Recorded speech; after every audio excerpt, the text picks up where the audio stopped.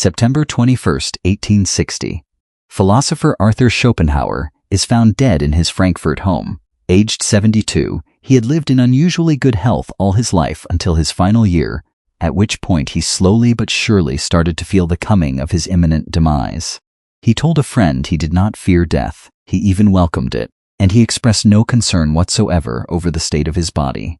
Yes, it would soon be devoured by worms and maggots underground. But it was not like Schopenhauer would be around to care about that. What did worry him, however, was that philosophy professors in Germany, and he always used the term philosophy professor with disdain, would completely butcher and ruin his philosophy. He died of a lung infection, and a maid later found him seated in his favorite chair, as if he had simply fallen asleep. You can still visit the chair that he died in. It is on display in the library of the University of Frankfurt. The story of his death is a straightforward one, but over time, the story gained additional elements. For example, some speculate that he did not die of lung failure, but died of surprise when a maid opened the window and a bird flew in, startling the old philosopher, leading to a heart attack. Others claimed he was found with a book in his lap, showing that he died doing what he loved, reading books. But the most interesting, most influential, and most enduring embellishment to his story is the most grim one. Legend says that Schopenhauer's dead body was found to be smiling. By the time of his death, Schopenhauer had been famous for almost a decade after a lifetime of neglect. He had a bit of time to enjoy the fruits of celebrity life, but more importantly, he lived to see how he was vindicated. At last, the world had recognized his genius.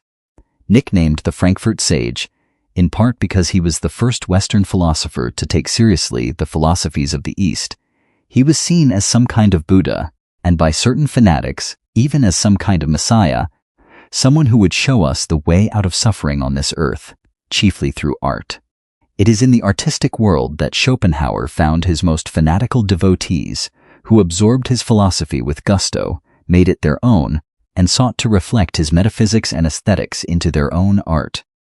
To them, Schopenhauer was a monumental figure, a new Buddha, the philosopher who had solved the riddle of existence once and for all. And one day, he was found dead in his Frankfurt apartment, sitting in his chair.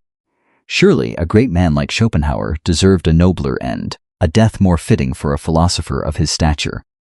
Schopenhauer, by this point, had students, followers, and devotees, and as his popularity grew and spread around Europe, so did his legend. And one of the most intriguing legends is about Schopenhauer's death and that mysterious morbid smile on his face. What this legend is trying to tell us is that Schopenhauer embraced death. But why? In Schopenhauer's philosophy, the world reveals itself to us in two ways, as both will and representation. The world as representation, that is the easy part. It is the world as we ordinarily experience it. That is, it is the world of flesh and blood, sun and ocean, forest and mountain, the world of space and time. Things are not quite so simple, considering that Schopenhauer was a German idealist, but the details do not concern us here. Together with the world as representation is something Schopenhauer called the world as will. This will, he argued, is the metaphysical substrate of reality. In other words, the will is the foundation, the scaffolding of the material world that we live in day to day. The world as will is the world as it is, without subjectivity, without a perceiving agent, the world as it really is at bottom. The will is Schopenhauer's answer to the question, why is the world the way it is?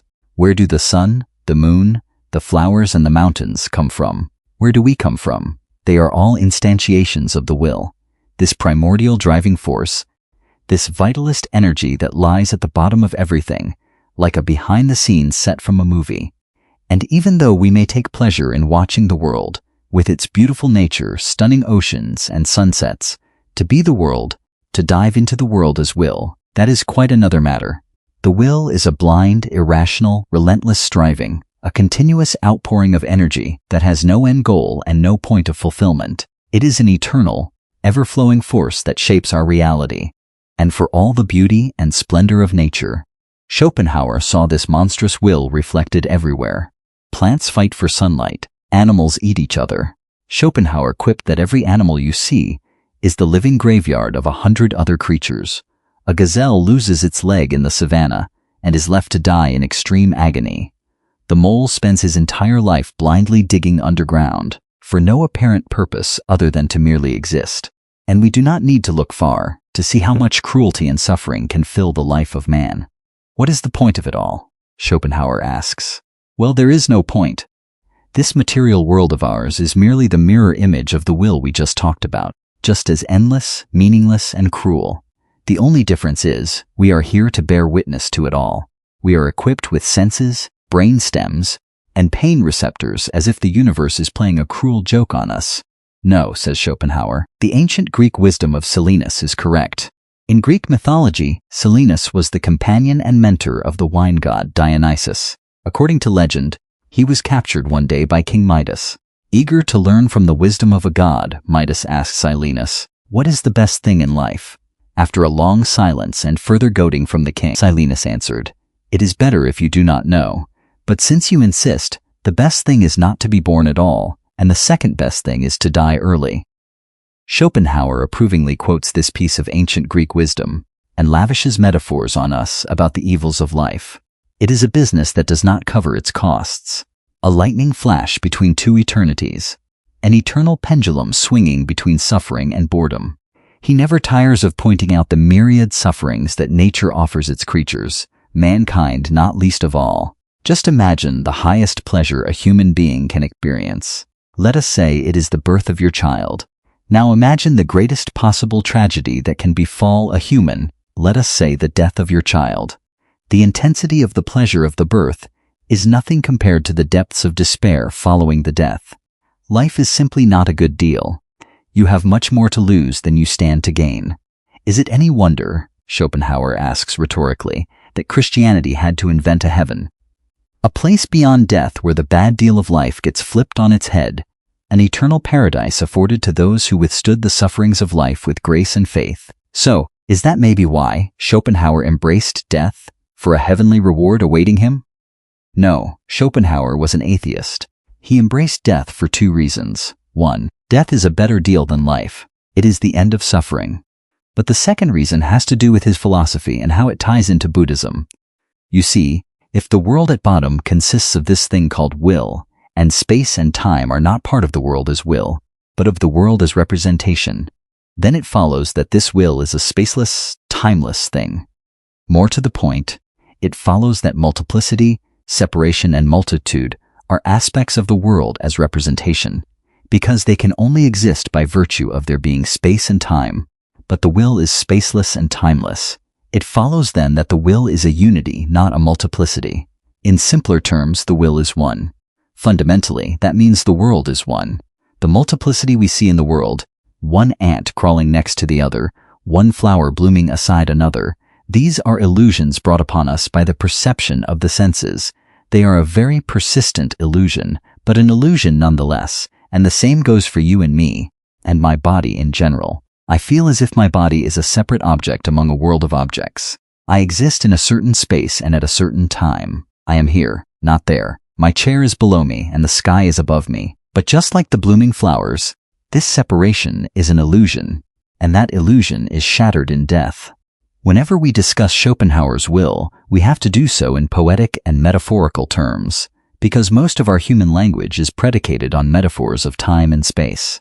So when Schopenhauer says that in death we return to the will, this is not a literal return. We do not literally have a soul that leaves our body and goes to another place. But that is the language we have to use to make sense of these ideas. The will in death is the great reservoir of life. Upon dying, we lose our sense of consciousness, our personality, and of course, we lose our body. But there is an essence of us that returns to its source. The will, of which our body is just one specific instantiation, returns again to that state in which it was before we existed. We go back to the state of not being born. I have not existed for a whole eternity, says Schopenhauer, and I did not feel the slightest discomfort from it. Our body and our consciousness are like a wave in the ocean. Each wave represents a different life. The waves come up, they reach their height, they back down, and they disappear into the ocean. But the ocean still exists, and it will give birth to other waves, other individual lives, other consciousnesses. But here is the question that matters most. Does anything of you survive? Your memories, your personality, your face. Schopenhauer's answer is unsettling and strangely beautiful. Our consciousness is also just a wave, so when we die, our consciousness goes back to the deep ocean of the will. It goes home, so to speak, and in the same part of the ocean where your individual wave occurred, there might arise another wave. It would not be you. You would have no knowledge of it, no memory. But this new wave would share something with you. It would come from the same place as you did, from the ocean, from the will. We simply return to the soil from which we came. And this is not just an abstract philosophical theory. It is an ancient human instinct, one that has been buried underneath the myths and metaphors of our oldest religions. When Schopenhauer looked at the Christian saying, "You are made of dust, and to dust you will return," he saw a poetic approximation of the truth. We are made of will, and to the will we return. And when he discovered the ancient teachings of Buddhism, he felt a shock of recognition. Their concept of reincarnation was not about a personal soul migrating to a new body. It was exactly this: the eternal will resurfacing in another time and place under a new name. There is a part of us that never dies, a permanent life force that will continue to spark long after we are gone. But Schopenhauer was a realist. He knew that this kind of eternity, one without your memories, your ego, or your face, is a cold comfort. As he admitted himself, we can prove that our inner nature is indestructible, but this will never satisfy the human craving for personal immortality.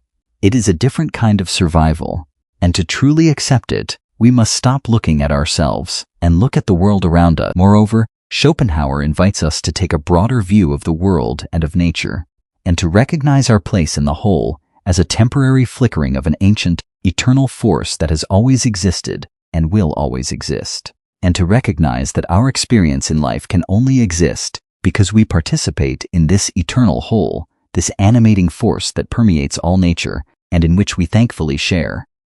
Like the leaf upon the tree which, fading in autumn and about to fall, complains at its destruction, and will not be consoled by looking forward to the fresh green which will clothe the tree in spring, but says, lamenting, "I am not these.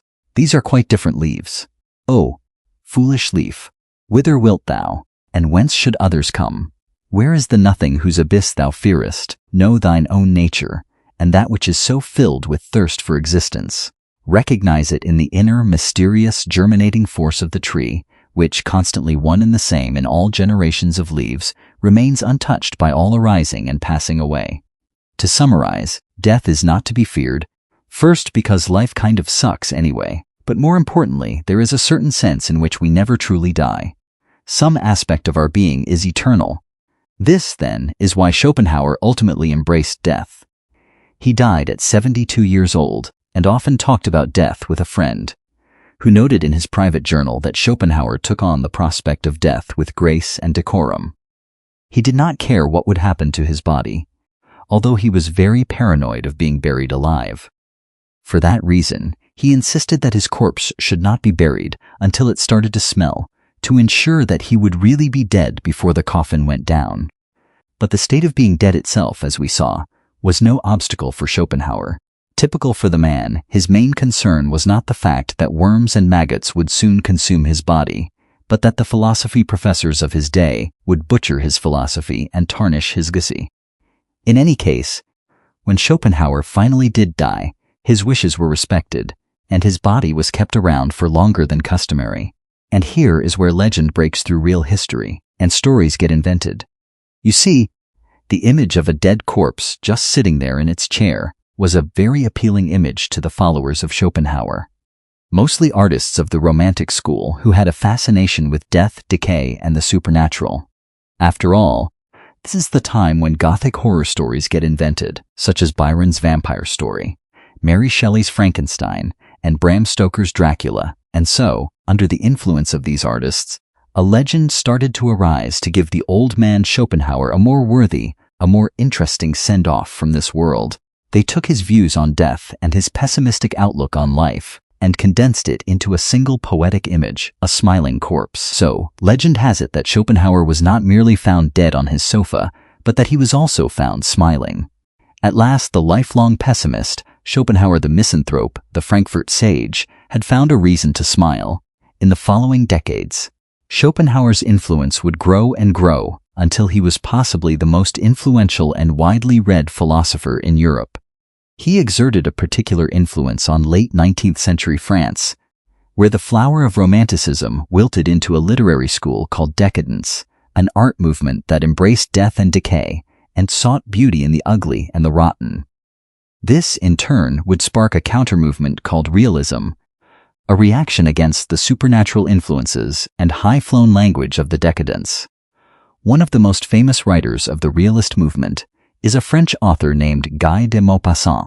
Infamous for his many short stories, over 300 of them, Maupassant is one of the many French writers in the late 1800s who turned the Paris of the time into the center of the cultural world. Most importantly of all, their literary output explored new psychological ground, and Maupassant was one of the masters at this. That is not my opinion, but Nietzsche's. I can think of absolutely no century in history in which a net full of more inquisitive and at the same time more subtle psychologists could be drawn up together than in the Paris of the present day. Let me mention a few, or to point to one of strong race, a genuine Latin of whom I am particularly fond, Guy de Maupassant. Of those 300 short stories that Maupassant wrote, one is particularly fitting for what we talked about in this video. It bears the title of Beside Schopenhauer's Corpse. It is a short story, barely 1,500 words long, about a man who was a friend of Schopenhauer and was tasked with guarding over his corpse as it sat in his room, awaiting decomposition. And we will see you in the next one.